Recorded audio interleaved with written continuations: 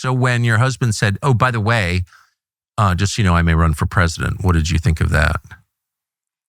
I was shocked. This is not something you thought of before. No. Yeah, I said president of what?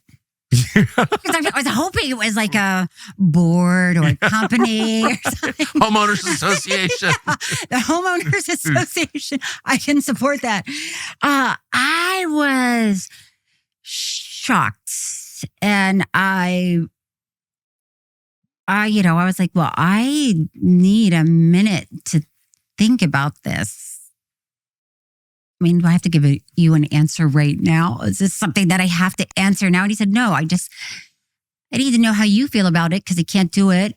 I won't do it unless it's okay with you and you're supportive of it. And I said, I have to really think about it, because I knew that it would be life-changing. And it's hard when... Did you know how much? No.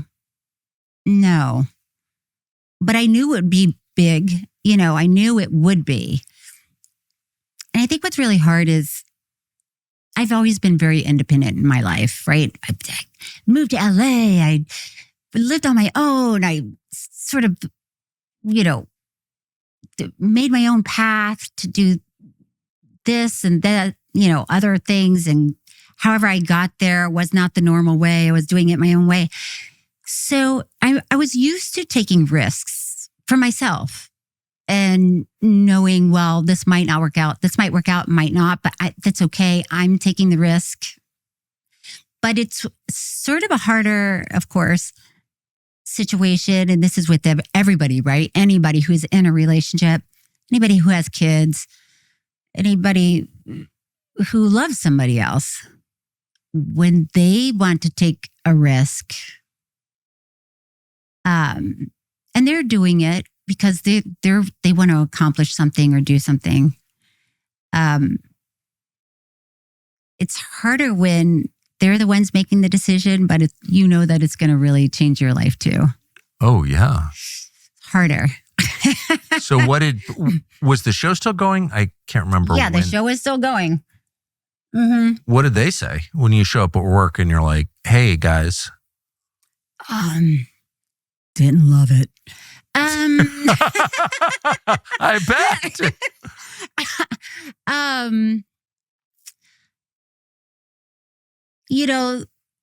They were always very loving to me and even to Bobby.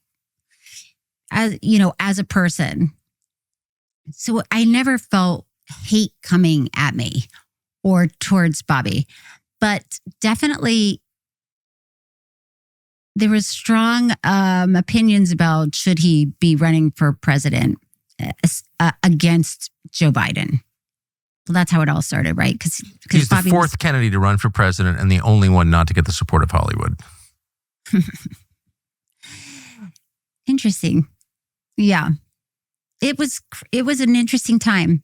And I did have maybe one discussion with someone on the set where that person said, well, Bobby has to drop out. He cannot be running against Joe Biden. On the set? Somebody said this to you? Well, it was... Yeah, but at work. Yeah, at work. And I said, well,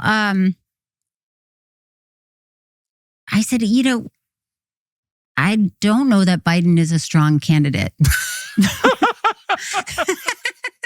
Well, you are Ms. Understatement, aren't you? I don't know that Joe Biden's a strong candidate. Yeah, because that's what they asked me. He's like asleep in his peas at this point. He's like, not a strong candidate. They said, why is Bobby running? And I said, because perhaps Joe Biden is not a strong candidate.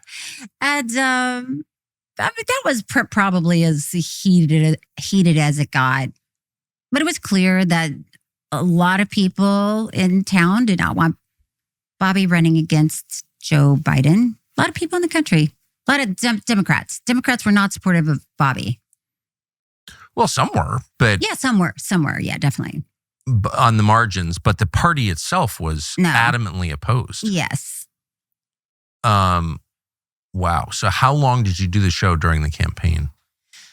Oh, we just had our last season. So I was probably, Bobby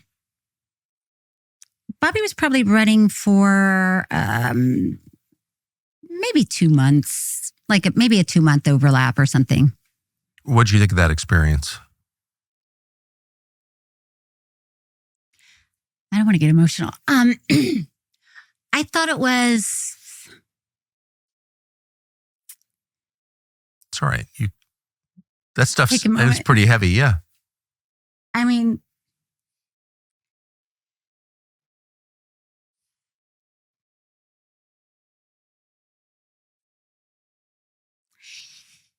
it was hard because it made me sad. Yeah. Because I had been working on this show for a long time and it was always pure joy. Yeah. And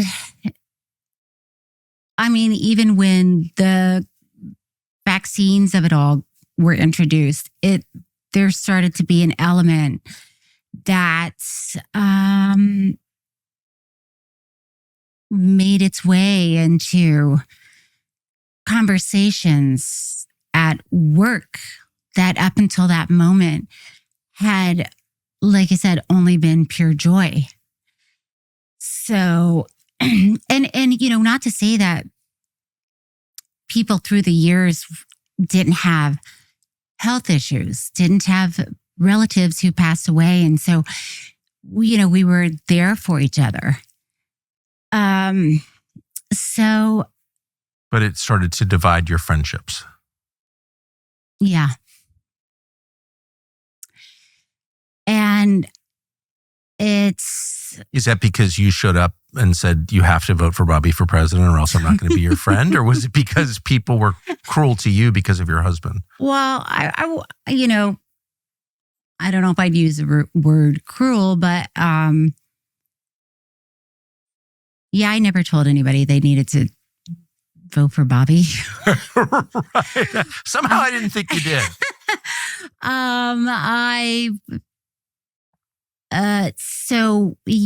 So that part of it made me sad that was how the show was ending for me, and it was just personal for me. It was for everybody else. It was fine and it was normal. It was usual. They were ending the series and, going on late night talk shows and talking about the show. And they could talk about the show. They could talk about Curb without